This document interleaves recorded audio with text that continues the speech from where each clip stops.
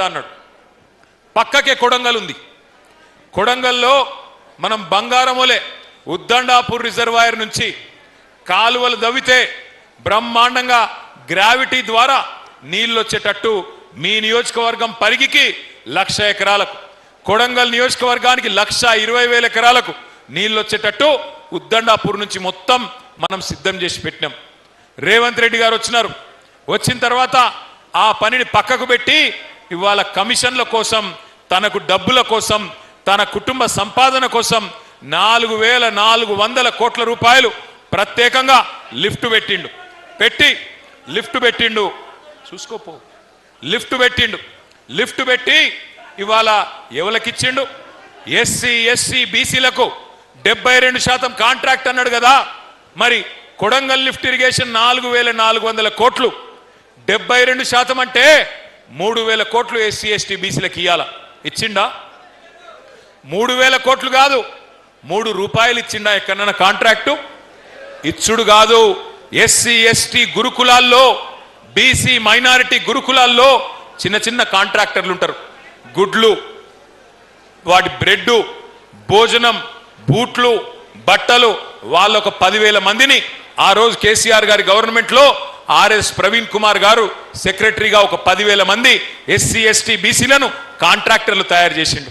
మరి ఈయన వచ్చినాక ఆ కాంట్రాక్టర్లకు కూడా అవకాశం లేకుండా పిల్లలకిచ్చే గుడ్లు, పిల్లలకిచ్చే బ్రెడ్, పాలు, పిల్లలకిచ్చే భోజనం, పిల్లలకిచ్చే బట్టలు, ఆ కాంట్రాక్టులు కూడా ఎస్సీ ఎస్టీ బీసీలకు తీసేసి పెద్దవాళ్ళకి ఇచ్చే ప్రయత్నం చేస్తూ ఉన్నాడు. అంటే ఎంత మోసం ఉంటుంది రేవంత్ రెడ్డి గారి నాయకత్వంలోని కాంగ్రెస్ పార్టీదంటే చెప్పుకుంటే మామూలు మాటలు కాదు. 6 గ్యారంటీలు 100 రోజులు, 6 గ్యారంటీలు 100 రోజుల్లోనే అమలు చేస్తా అని పెద్ద పెద్ద డైలాగులు. అది కూడా ఏంటి? పిల్లగాన్లకు స్కూటీలు ఇస్తా, విద్యా భరోసా కార్డు ఇస్తా 5 లక్షలు.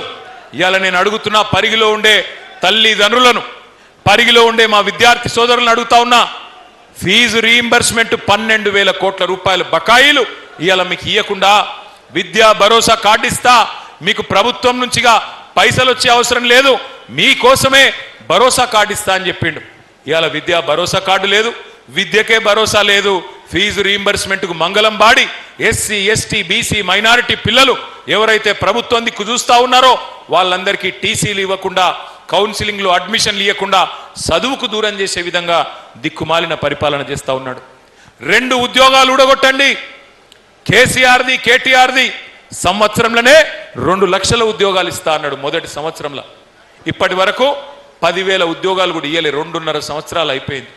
అయ్యా రేవంత్ రెడ్డి గారు, మరి ఏమైనా మరి 100 రోజుల్లోనే ముసలోళ్ళకు పెన్షన్లు అంటివి 4,000, 100 రోజులలోనే మహిళలకు 2,500 అంటివి, 100 రోజులలోనే రైతు భరోసా అంటివి, 100 రోజులలోనే రుణమాఫీ అంటివి, 100 రోజులలోనే స్కూటీలు అంటివి.